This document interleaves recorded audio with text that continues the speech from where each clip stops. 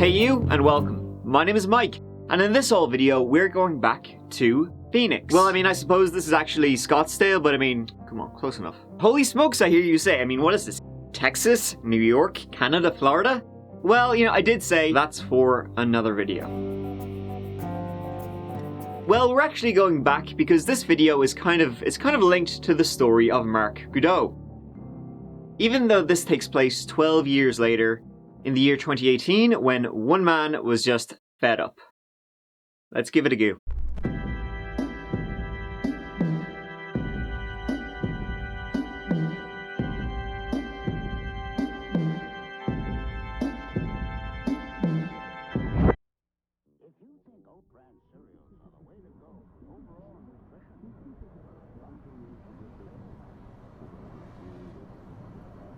In a small hotel room at the Scottsdale extended stay on 10660 North 69th Street, a man wrote down 4 names on a small scrap of paper. In that darkened room, the names Pitt, Feldman, Colby and Selmy were scrawled onto the front of an attorney's envelope. The 4 people were linked, even if they didn't know it.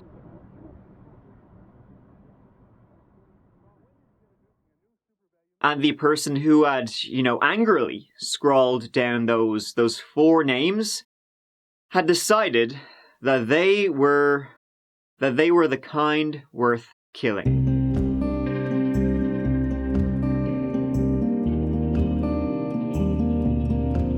On Thursday, May 31st, a hot day as Stephen Pitt left his office, it would have been around 35 degrees Celsius, 95 degrees Fahrenheit, he stepped out of his building onto the curb.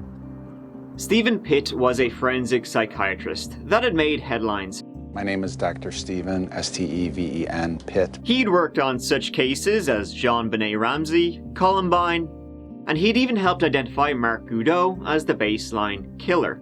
I tell you, Mark Goudreau is no wolf in sheep clothing.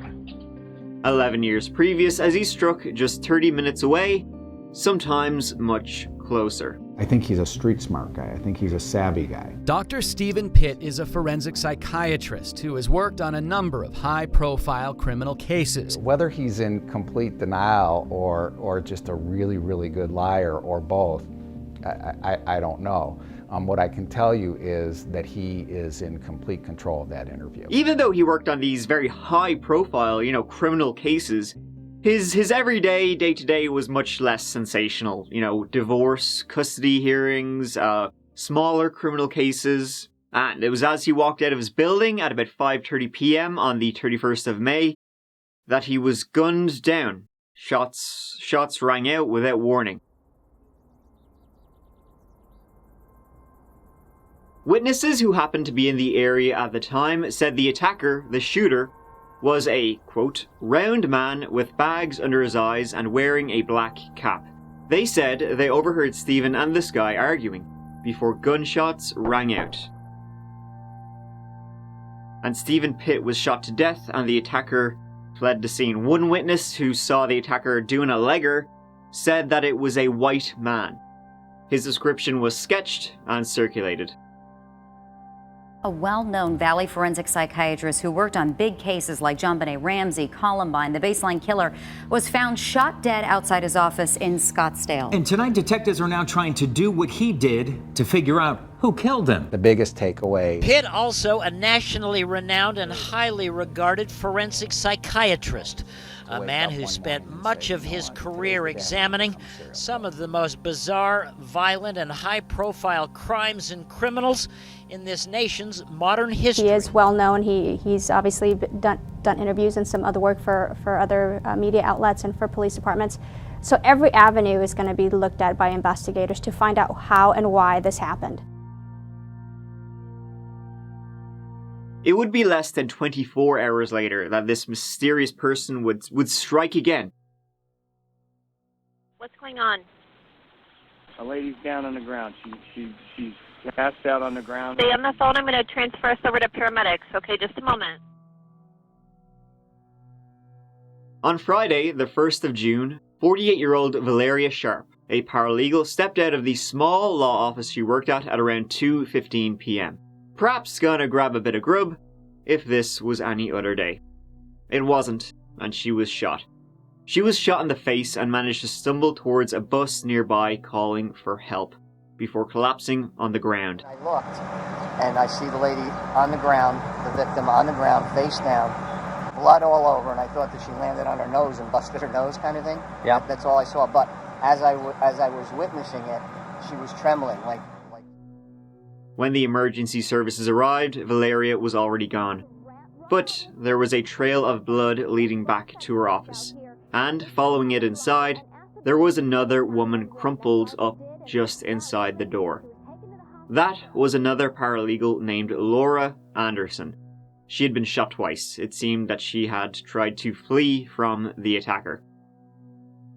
Just after 2 p.m., a bus driver parked on the side of the road was approached by a woman who had just been shot.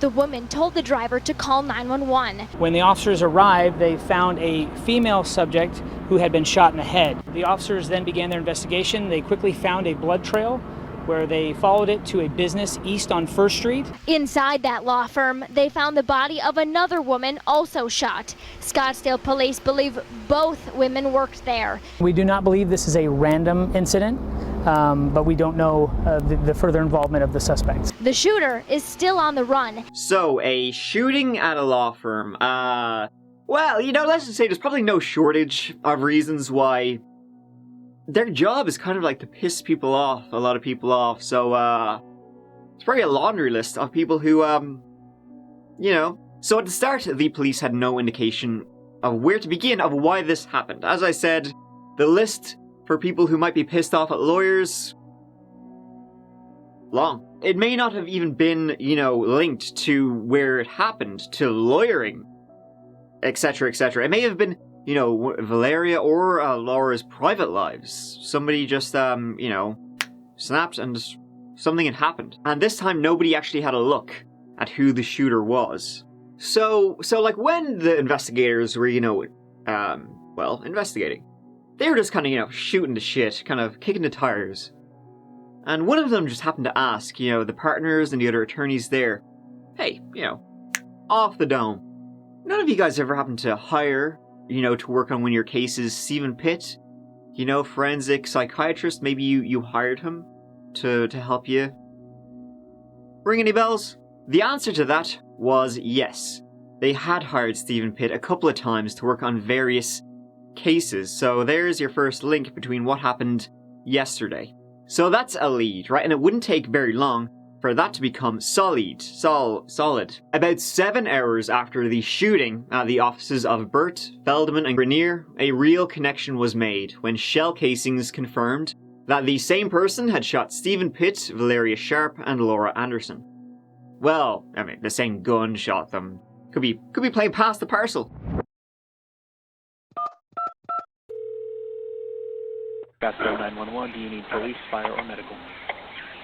Medic. Got some help on the way. Can you see him? Yes, he's in his office. He's hunched over on the sofa, and there's a bullet casing on the. Okay. Do you see blood anywhere? Do you see blood? Yes.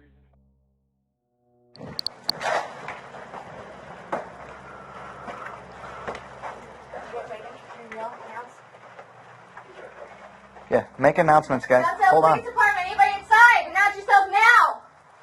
He is injured, but there's no stimulus, okay? We still need to be safe about this. Scottsdale Police Department, make yourself known. Let's clear this door. I'll hold here. You go in there, I'm back in behind you. You guys get this From the right. Well, we're in with him. There is a spent shell casing on the couch. There's another one. There's 2. He is going to be 901. There's another case there. Can you go back outside with her? Sure. Oh, he's been dead for a while. You can see he's even stopped bleeding. 12 to 91. We don't have any need for the channel at this point. Yeah, and I see the shells. I don't see the gun. Obviously, body might be on it, I guess. Yeah, or it's related to the other. I am. I was gonna say. Or it's related to the really homicides that are going on. Two holes in the couch. Yeah. Yeah. So either he got nervous and missed, or he was killed. Look for bullet holes in the walls as well, guys. See if you can check behind that couch without moving the couch. That very same day, Friday the 1st of June 2018, maybe only a few hours after Valeria and Laura were shot, a man walked into an office building less than 7 miles away. He was looking for a woman who had a private office there. She wasn't in at the time, so what this guy did was shoot a man who was there. He shot 72-year-old psychologist Marshall Levine twice in the face. Marshall's body wouldn't be discovered until close to midnight that night, when his fiancée found him dead in his office. It looked like he had been executed.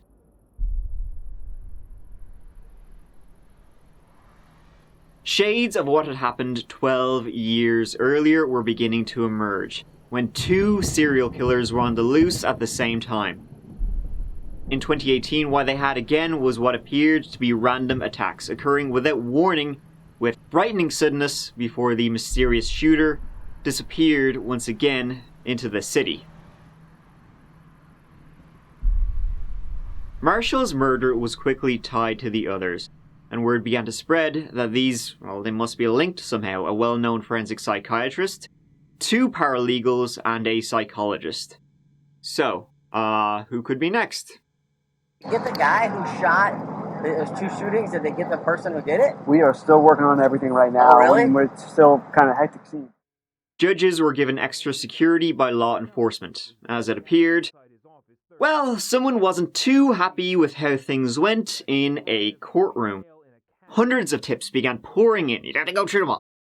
But it was one tip on the 2nd of June around midnight that provided the breakthrough in this case. Whoever was on this rampage. See, the police were right. The murders were connected to a court case, and maybe somebody knew exactly which court case it was. A woman named Connie Jones sure did.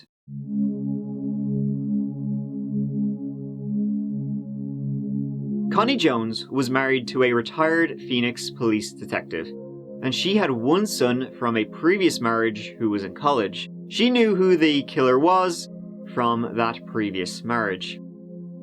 Connie and her husband called the police saying that all of the locations and one of the people who was killed, they were all involved in her divorce case. Her divorce case from her first husband, a fella named Dwight Jones. Connie and Dwight started a relationship when she was just 18. Connie would go on to medical school and become a radiologist. Dwight would join the army and they would marry in 1988. Shortly after, Dwight, he dropped out of the army, and it wouldn't be long after that he would show signs of depression and then violence towards Connie. Dwight was never able to hold on to jobs for long, and there would be incidents of domestic assault, reports filed. They kept at it though for years. They would have a son together in 1997, and they stuck true it, for that, but the stake in the heart of the relationship came in 2009. Their young son was playing in a basketball game, and when they got home, their son obviously wasn't playing well enough for his old man, as Dwight began to yell at him. Connie then basically told Dwight, "Shut the fuck up," to which he grabbed her, pinned her against the wall, gave her a wallop across the face, and threatened to drown her in a pool. She was able to record all of this. She began placing recorders around the house as his behavior began to escalate.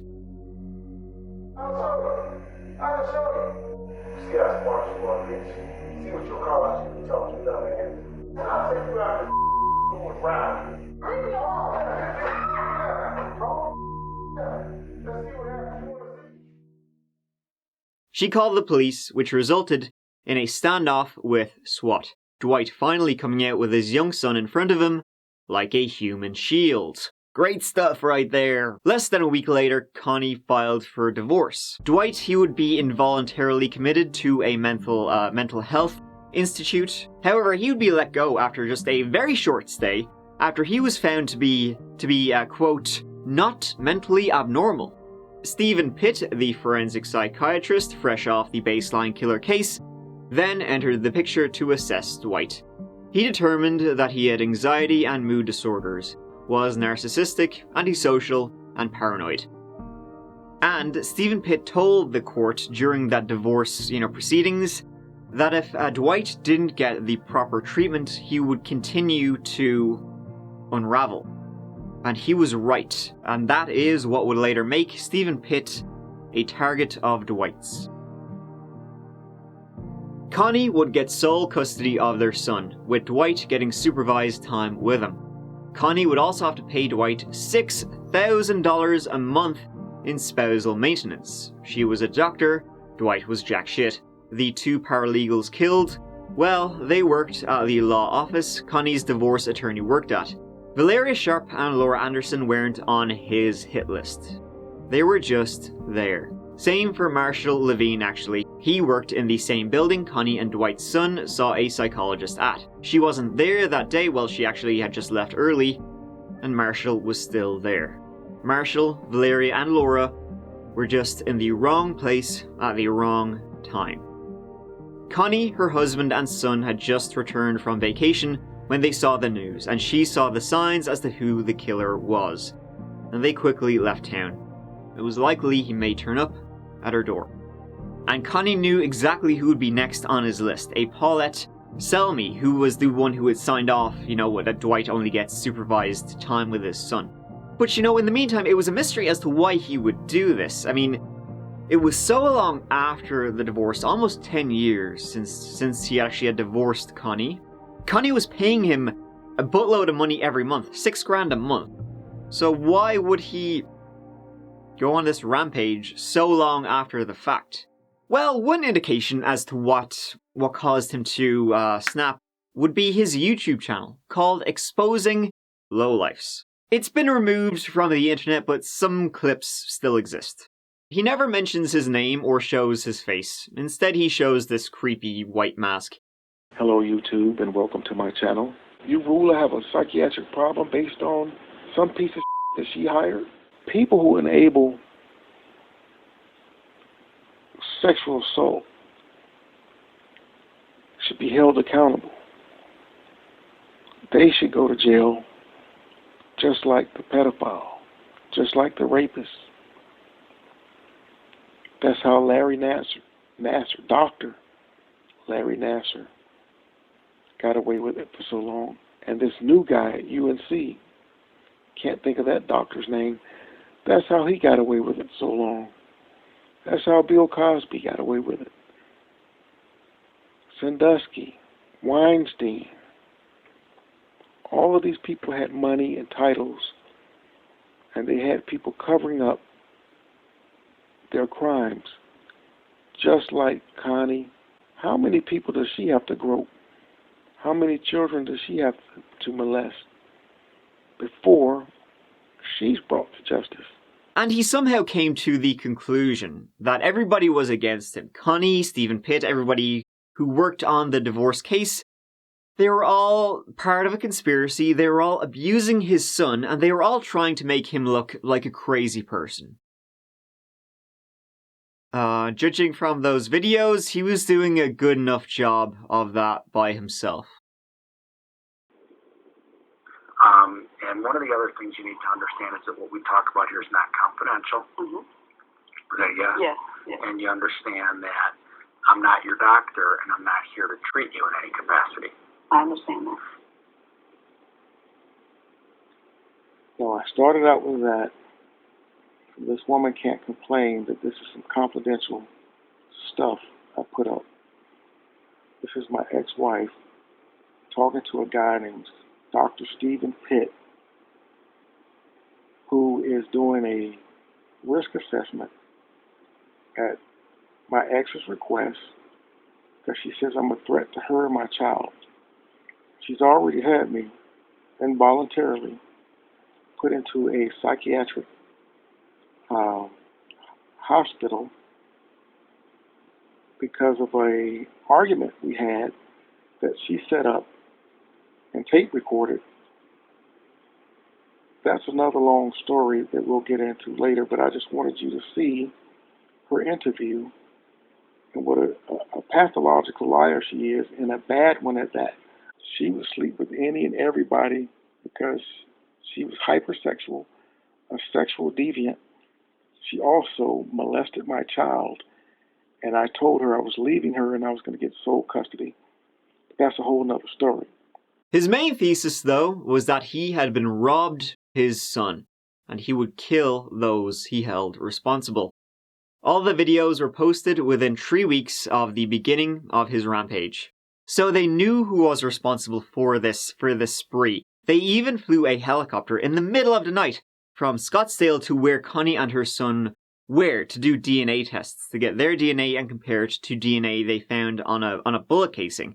And guess what? Comparing Connie's son's DNA to the DNA on the bullet, it was Dwight. They knew it was the dad. So they had all this. They just didn't have Dwight, and he was not done just yet. Cell phone data would later show that on Sunday morning, shortly before the police began to track down Dwight, he had driven to an upscale neighborhood in Scottsdale, Fountain Hills. Inside the house there, the police would later find the bodies of Mary Simmons and Brian Thomas. Both were in their 70s. Both had been shot to death. Why he killed them is kind of unknown. He did know them, but they weren't involved in the divorce case. And it's never really been explained as to why he went after them. They wouldn't be discovered until the following day.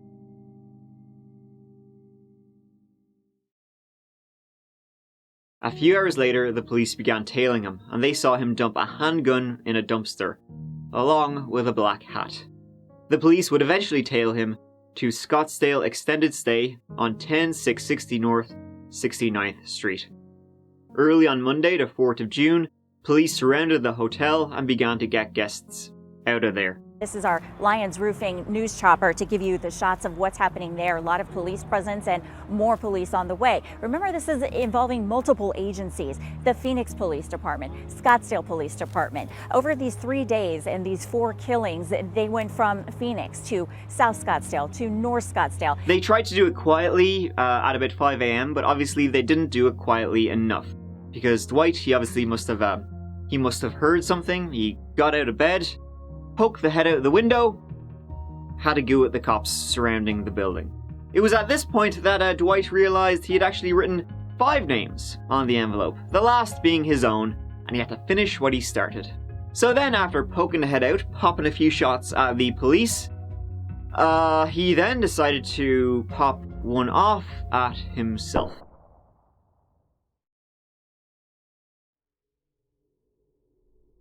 He didn't leave a note or anything, just a hotel room filled with crazy person, pure shite. The police found his body inside, along with disguises, the white mask from his videos, guns, knives, ammo. I'm here in Scottsdale at 68th Street and Shea Boulevard, outside the Extended Stay America Hotel. Now, earlier this morning, SWAT teams converged on the hotel. They evacuated guests, and as they were evacuating guests, they heard multiple gunshots ring out. Inside one of the rooms, they found an adult male who they believe is linked to 4 recent murders in the Scottsdale and Phoenix area. They also found a laptop with 2 bullet holes in it. I'm not sure how he thought the internet works, but shooting your laptop does not make your search history disappear. In his search history, they found the names and addresses of everyone he was looking for. When he died, he was wearing a t-shirt with a Punisher logo on it, along with a hat, and he had comic books and DVDs of it too. Big fan. I guess he saw himself much like Frank Castle, a vigilante, avenging those who took away his son. They also found the envelope with the names of his intended victims. He only actually got one of them, Stephen Pitt, along with 3 other people who were never involved with anything. This tragedy has profoundly affected me and my son. Firstly, because we know that we were the primary target for Dwight Jones, and we are very grateful to be alive today.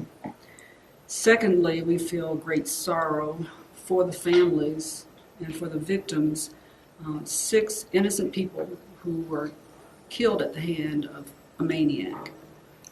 Dwight was a very troubled man for many years prior to the divorce proceedings. Much of his threatening to me was that if I left him, that he would kill me. He said that he owned me and that I would never be with anybody else. That if I left him, he would kill me. If he couldn't find me, he would find my family. He also many times threatened to take our child. He said he would take him to Mexico and I would never see him again. And he also considered murder-suicide of all 3 of us and murder-suicide of the child and him. Because if he killed the child, then that would torture me for the rest of my life. And this is what he's telling me verbatim.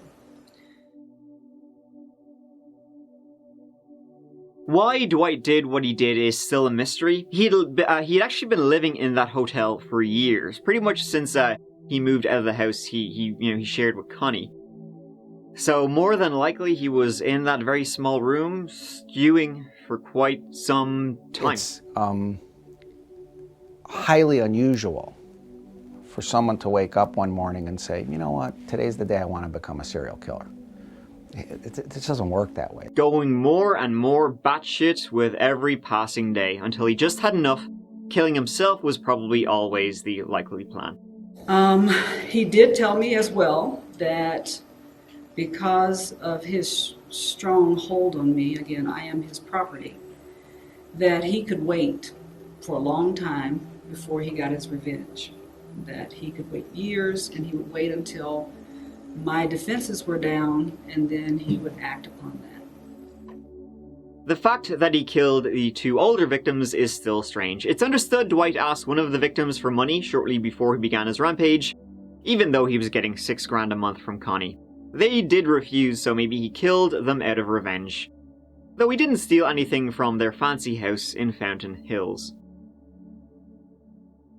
It's very likely, though, that, if he hadn't been traced during his big weekend out, he would have continued crossing names off the list, and Connie's name probably would have eventually appeared there too. Thankfully, though, he crossed his own name off before he could. Thank you so much for watching. I really appreciate it. And I appreciate you. I will see you as always real soon in the next video. Till then, take care of yourselves. Mike out.